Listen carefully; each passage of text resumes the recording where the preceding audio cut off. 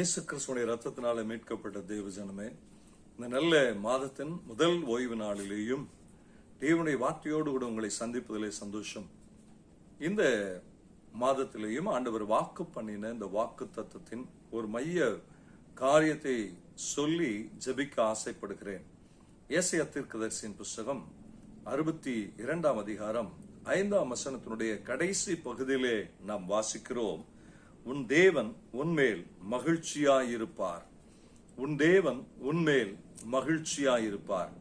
ஒரு மனிதன் மேலே தேவன் மகிழ்ச்சியாய் இருக்க வேண்டுமே ஆனால், ஒரு மனிதனை குறித்து தேவன் மகிழ்ச்சியாய் இருக்க வேண்டுமே ஆனால், அந்த மனிதன் தேவனை பிரியப்படுத்துகிற மனிதனாய், தேவனிடத்திலே அன்பு செலுத்துகிற மனிதனாய், தேவன் விரும்புகிறபடி வாழுகிற மனிதனாய், தேவன் எதிர்பார்க்கிற காரியம் நிறைந்த மனிதனாய் அந்த மனிதன் இருக்க வேண்டும்.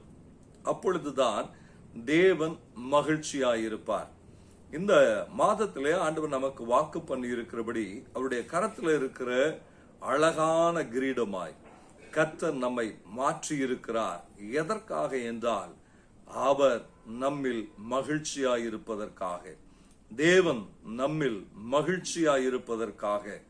அவர் நம்மில் மகிழ்ச்சியாய் இருக்கிறார் என்றால், நாம் அவருடைய கரத்தில் இருக்கிறதான அழகான கிரீடமாய், அவர் விரும்புகிற ஒரு நல்ல பாத்திரமாய் நாம் இருக்கிறபடினால்தான் அவர் நம் பேரில் மகிழ்ச்சியாய் இருக்கிறார்.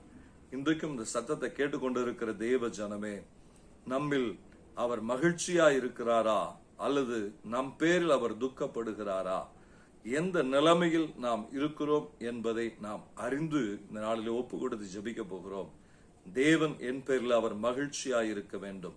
இந்த மாதம் முழுவதும் அவர் என் பேரில் மகிழ்ச்சியாய் இருக்கணும்.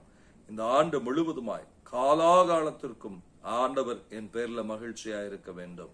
இன்னைக்கு நம்ம ஒப்பு கொடுத்து ஜெபிக்க போகிறோம். ஆண்டவரே, உமக்கு பிரியமில்லாத எதுவும் என்னிடத்தில் இல்லாதபடிக்கு நீர் எப்போதும் என் மேல மகிழ்ச்சியா இருக்க என்னை ஒப்பு கொடுக்கிற ஆண்டவரேன்னு சொல்லி ஜெபிப்போமா?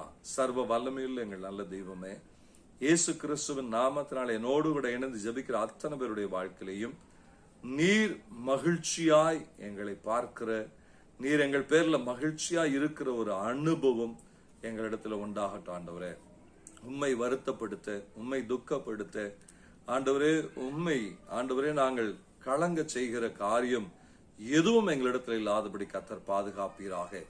தேவ சித்தம் திட்டம் எங்கள் மேல நிறைவேறி ஆண்டவரே நீர் மகிழ்ச்சியா இருக்க எங்களை நாங்கள் ஒப்புக் கொடுக்கிறோம். இயேசுவின் நாமத்தினாலே ஜெபிக்கிறோம் எங்கள் நல்ல பரிசுத்த பிதாவே. ஆமென், ஆமென். நிச்சயமாகவே ஆண்டவர் நம் பேர்ல மகிழ்ச்சியா இருப்பார். God bless you.